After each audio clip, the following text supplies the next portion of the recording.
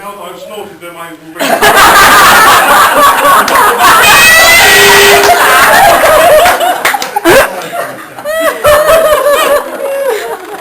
So anyone who's taking videos or photographs, can I ask you that you please make sure that you get my good side. As I would like to get through the speech without doing anything that goes viral on YouTube or trends on Twitter. Before I go any further, there are a few things that I definitely need to clear up. I have heard the many rumours going around the place about myself.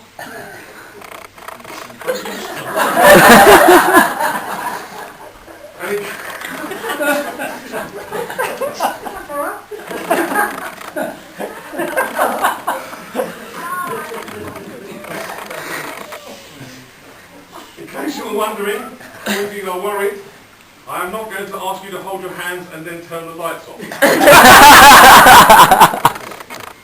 I can also confirm to you at this point that everybody here can be rest assured, unlike any other traditional best man speeches, which are full of sexual innuendos, I have promised Mark and Sue that if there's anything even slightly risque, I will whip it out immediately.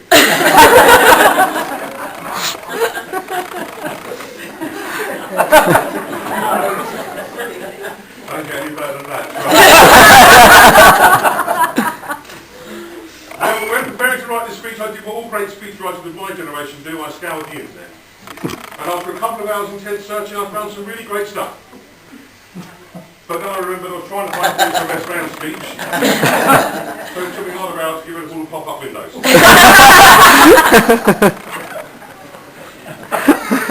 They say a best man speech should be like a miniskirt. It should be short enough to be interesting, but long enough to cover the essentials. So I'm going to keep this speech fairly short, because of my throat. You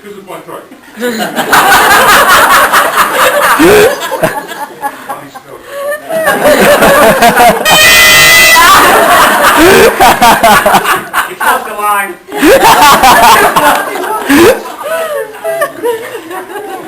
Because of my throat.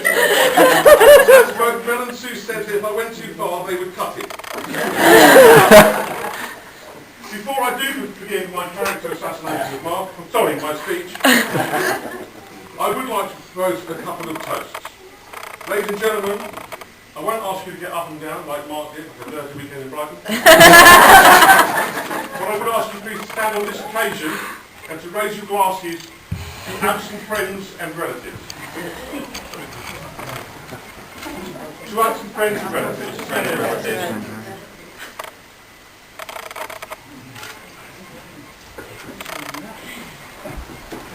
Obviously there are two very important people here today without whom any of this day would have been possible. And it's a great thing that this evening most of us will be able to spend more time talking with them.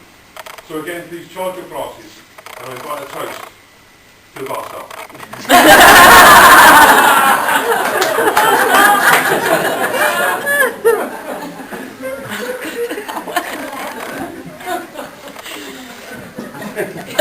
My camera's everywhere because I'm laughing. More importantly, I would like again to thank the bridesmaids and the paste boys who I'm sure look fabulous but did a wonderful job today. And seriously, what can I say? Sue, absolutely stunning, you look beautiful. I missed out a bit about the other ladies, but he's sitting back. What can I say, Mark? Your bride Sue is beautiful, she's intelligent, she's warming, caring and thoughtful. And really great fun to be with. Which completely proves my theory that opposites do attract.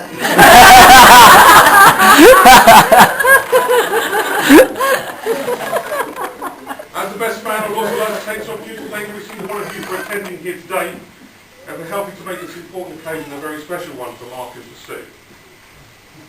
It really does amaze me how far people will come for a free meal and some complimentary.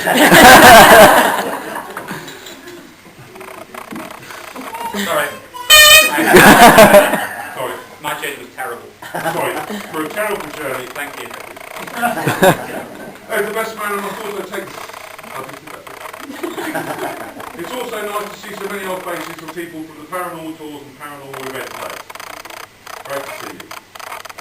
Lucky that I've managed to keep my usual people tail.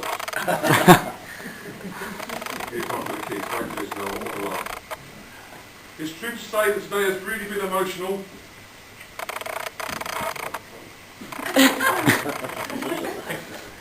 cake is in tears.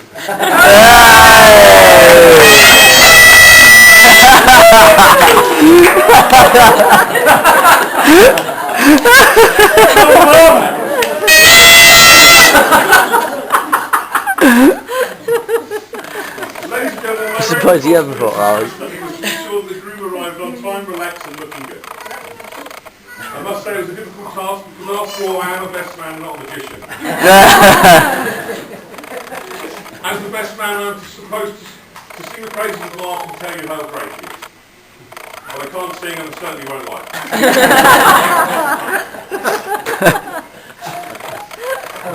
However, truthfully, I was completely utterly honoured when Mark asked me to be his best man in wedding+speech today. It gave me a great feeling knowing that I could be here for him, standing by his side and not leaving him sitting alone.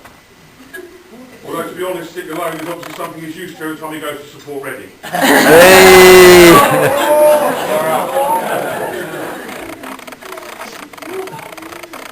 Most of you will be aware that Mark and Sue have a keen interest in the paranormal. In fact, Mel and I first met Mark and Sue whilst huddled close together in the dark one night holding hands. Shortly after that, I believe we did our first paranormal investigation. Yes, it's true, we spent many a night putting the willies up each other. So it means it was shortly called second paranormal investigation.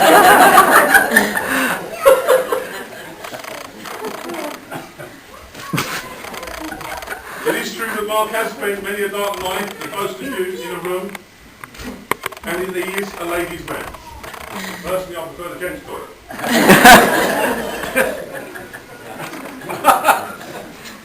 I've only personally known Mark for about 5 years, so to find out more about him I tried enlisting the help of Mark's friends. So I decided to write an email to all of them asking them for anecdotes and things about Mark as well as his wit. Out of the 40 people I emailed, I received 2 replies. To be honest with you, one was totally inappropriate to share with you today. The other one said, I'm currently at the office until Wednesday.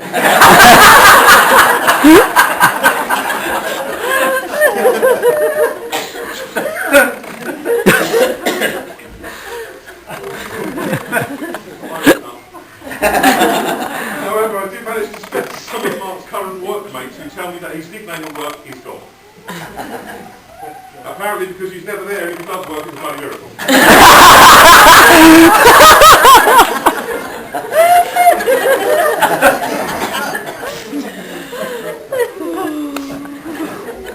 I've also managed to get on the school report of Mark's, which I finally managed to decipher from Latin and from the slate upon which it was written. And I quote,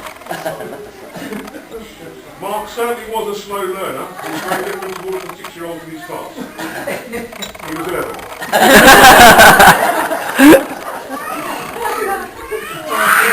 Mark was an ideal pupil who excelled in every subject. Sorry, Mark was an ideal pupil who excelled in every subject. Gathering more information over the last couple of days, I also spoke to Sue's dad, John, who said to me that it only seemed like yesterday that Sue was going to bed with her dummy.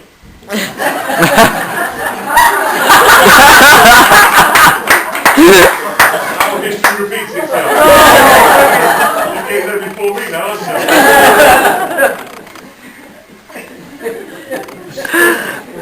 So what other facts can I tell you about Mark? Mark was born on Thursday, the 25th of August 1955. When Anthony Eden was Prime Minister and Dwight Eisenhower was the President of the United States. Disneyland was first opened in California. Great Britain declared a state of emergency due to a national strike. And Dixon of Dock Green first premiered on the BBC television. Mark, Sue and I recently had a conversation about television programmes that they used to watch. Did we not? Yeah. Including Andy Pound, Bill and Ben and the Wooden Top. I remember them. As well as Muffin the Mule, which I thought was illegal.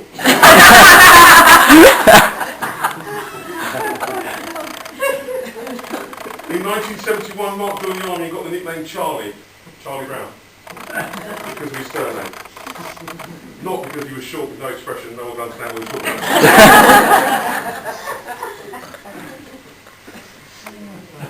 A few years later, he joined a few of us on a paranormal weekend in France and gained the nickname Captain Grumpy, which was actually amended this year to Swampy, a name which I am certain he would love to be called from today onwards. So for those of you who didn't hear, Swampy.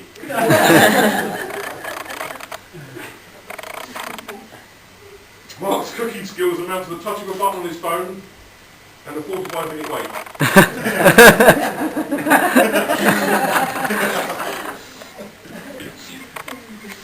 Mark does have many dislikes, one of which followed this week is probably this. He dislikes any spicy food after he spent hours in hospital when Sue once cooked him a curry. He disliked DIY after he spent many hours in hospital drilling through his own hands.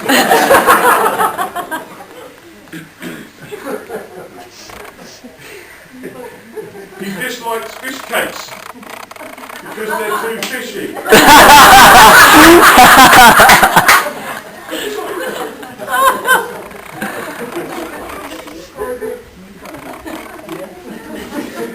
He dislikes Facebook, Twitter, and any other social media. Although from tonight I am setting up a page which we call Mark Swampy Brown. And more recently, Mark dislikes housework, following a grave misunderstanding of what the Dyson ball cleaner was actually for.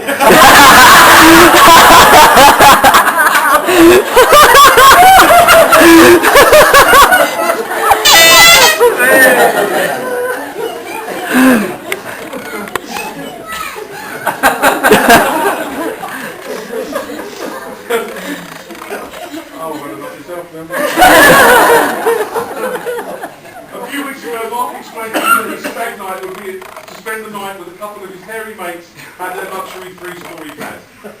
I didn't realise he meant at his house with the chinchilla.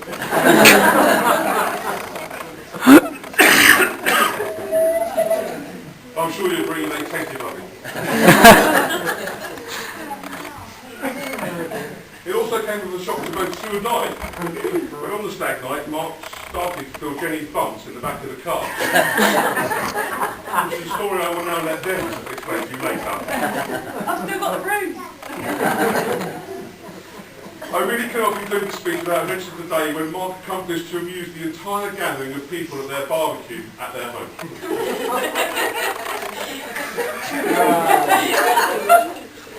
For those of you who were not there to join in the massive fury, please allow me to explain this.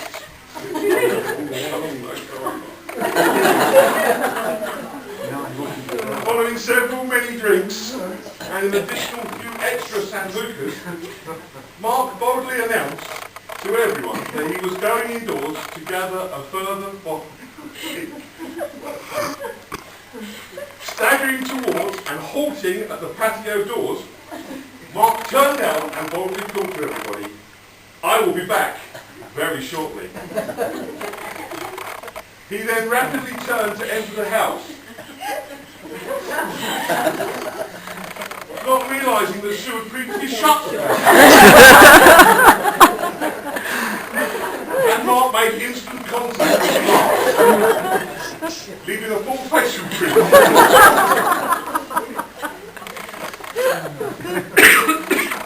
Of course, there is no doubt that marriage is a wonderful thing and it's supposed to be pure and simple, and that is exactly what we have here today.